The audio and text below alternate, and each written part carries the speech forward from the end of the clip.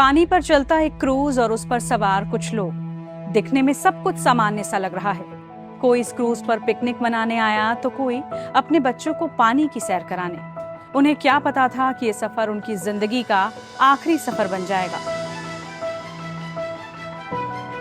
मध्य प्रदेश के जबलपुर जिले में गुरुवार को हुआ हादसा कितना भयावह था, उसकी एक वानगी इस तस्वीर को देखकर लगाई जा सकती है। जिसने भी इस तस्वीर को देखा उसकी रूह कांप गई।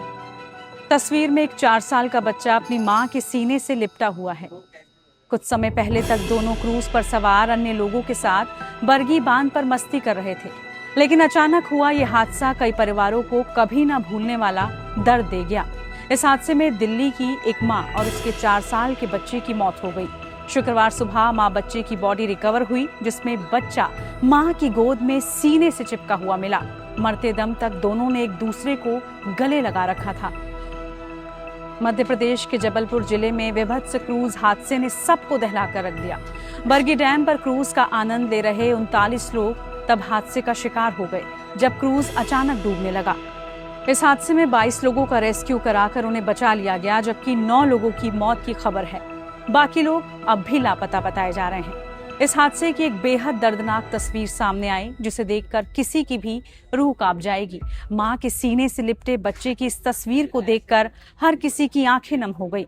इस तस्वीर को देख मौके पर मौजूद मंत्री राकेश सिंह की भी आंखें नम हो गई। हादसा गुरुवार 30 अप्रैल की रात हुआ, जब नर्मदा नदी में बरगी डैम पर क्रूज डूब गया। अगले दिन सुबह भी नदी से कई बॉडी मिली। इनमें से एक बॉडी महिला की है, जिसके गले से उसका 4 साल का मासूम बच्चा चिपटा हुआ था।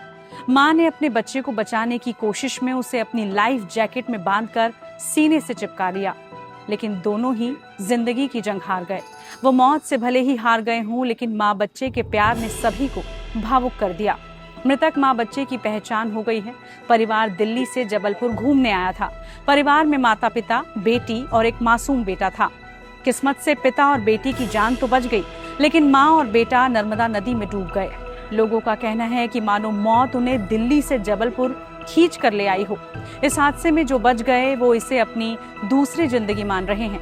एक व्यक्ति ने बताया कि जब बोट हिलने लगी थी, किसी को समझ नहीं आ रहा था कि ये क्या हो रहा है। चीख पुकार मच गई, नाव डूब रही थी, लोग मदद के लिए चिल्ला रहे थे, हम भी डूब रहे थे। ऐसा लग रहा था कि मौत सामने खड़ी थी।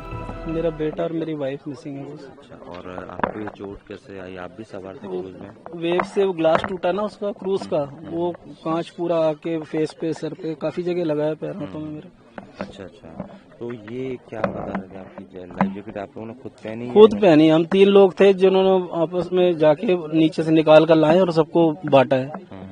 इनकी तरफ से स्टाफ कोई नहीं था कि जो जैकेट दे या कोई दे। ये हादसा किस वजह से हुआ? उस समय क्या आंधी तूफान? कुछ नहीं, तूफान बहुत तेज आया था, वेव्स काफी ऊंची ऊंची होने लग गई।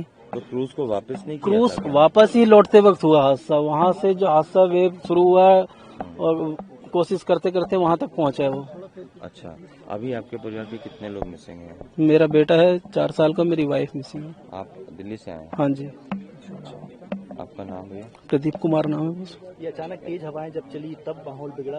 हाँ, तो उस वक्त क्या स्थिति बन गई थी? कोशिश की आप लोगों ने? बहुत कोशिश, सभी कोशिश कर रहे थे। मतलब जब वो वेव्स बहुत तेजी से आके अंदर पानी घुसा है, 2 लहरें आई है, वो अंदर घुसी है, फिर उसके बाद एक क्रूज झुका है इस तरफ और वेव्स और तेज आई तो उससे ग्लास टूट गए सारे, जिससे वो पलट गया। आपसे क्रूज में कितने लोग रहे होंगे? वो 50 लोग थे, करीब 50 से 60। लाइफ जैकेट वगैरह सबने यूज की थी या फिर? सब बांध चुके थे। मैंने खुद लाइफ जैकेट लोगों के हाथों में दी, ऐसे पहनो ऐसे पहनो करके। खतरा मुझे लगने लग गया था कि कुछ होगा। यहाँ पर लोकल स्टाफ में लोगों ने लाइफ जैकेट? सर, एक ड्राइवर थे, एक उसका असिस्टेंट था, वो कहाँ से देंगे? वो नीचे कोई स्टोर है क्या है इनका, वहाँ से निकाल के हम जैकेट लाए थे। शुरुआती जांच में सामने आया कि हादसे के समय नर्मदा नदी के बैक वाटर में मौसम अचानक खराब हो गया था। तेज हवाएं चलने लगी और पानी में ऊंची लहरें उठने लगी। प्रत्यक्षदर्शियों का कहना है कि क्रूज पहले से ही अस्थिर हो चुका था। इसके बावजूद चालक ने उसे तत्काल किनारे नहीं लगाया। अब प्रशासन ने पूरे मामले की जांच के आदेश दे दिए हैं। लेकिन ये एक ऐसा दृश्य था जो प्यार, डर और आखिरी सांस तक रक्षा करने की सहज भावना की कहानी को बयां करता है।